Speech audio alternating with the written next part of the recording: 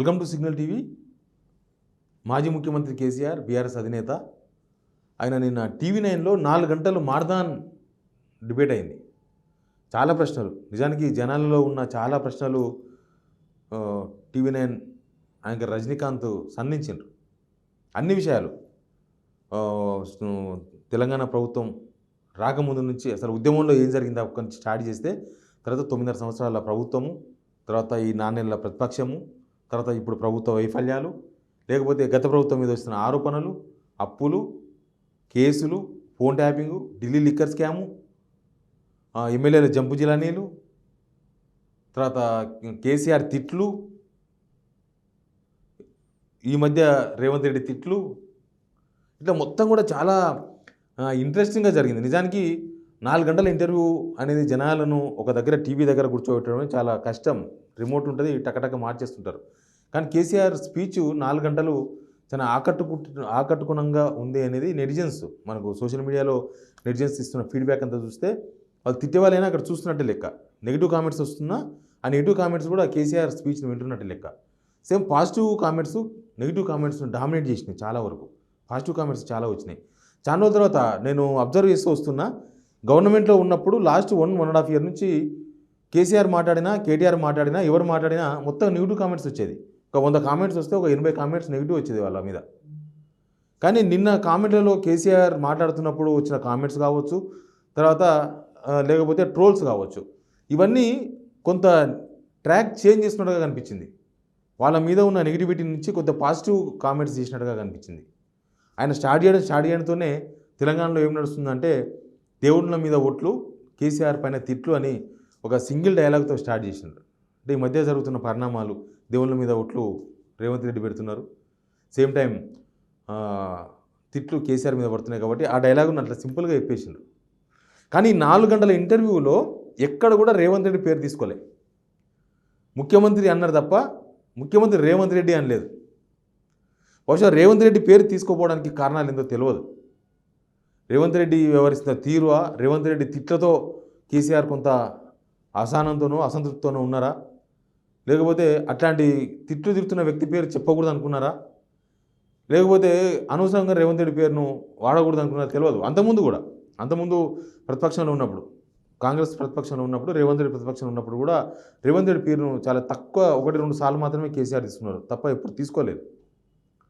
అంటే రేవంత్ రెడ్డి ఫస్ట్ నుంచి కూడా కేసీఆర్ అండ్ ఫ్యామిలీని వ్యక్తిగతంగా టార్గెట్ చేసి వస్తున్నారు.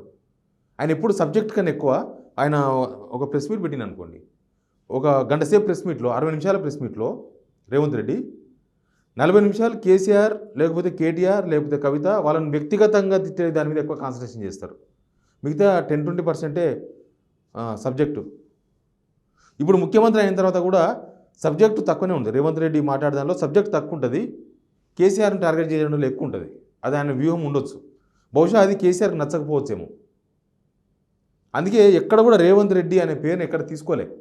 అసలు రేవంత్ రెడ్డి పేరు లేకుండానే 4 గంటల సేపు ఇంటర్వ్యూ జరిగింది. చాలా విషయాలకు క్లారిటీ ఇచ్చిండ్రు. నేను ఇప్పటిదాకా చెప్పిన దాదాపు 11-12 అంశాలు అప్పుల గురించి.